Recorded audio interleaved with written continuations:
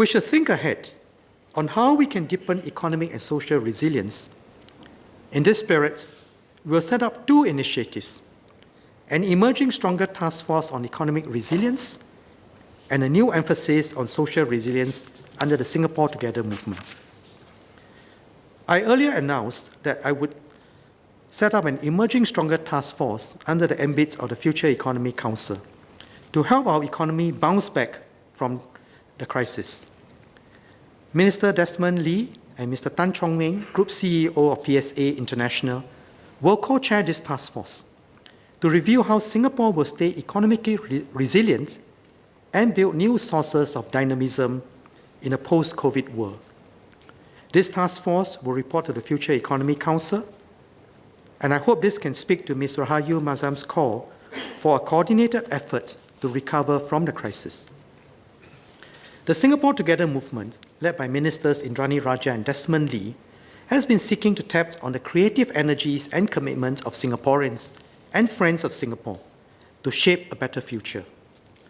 COVID-19 has reinforced the importance of social and psychological resilience. As President Halimah pointed out at the start of the session, the worst of times can bring out the best in our people.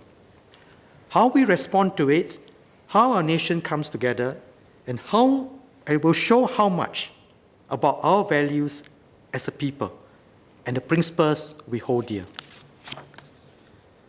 Let us use this crisis period well. Ministers Indrani and Desmond will mobilize Singaporeans to explore how we can deepen our social fabric and partnerships between government and people in Singapore and between Singaporeans and people around the world. This will be a whole-of-nation effort, which will take our collective energies and ideas to do well. To do so, as I've mentioned before, we'll have a series of national challenges across different domains to encourage ground-up participation. One of the first challenges we'll have is the Singapore Together Stay Home for Singapore Challenge. I'm asking all of us to be a part of it. These 4 weeks of circuit breaking will feel unusual and unnatural. The challenge is to help ourselves and others stay home and do so purposefully and positively. As we stay home, how might we thrive by staying healthy and learning? How might we connect with our loved ones and the community? How might we help others? And how might we get help?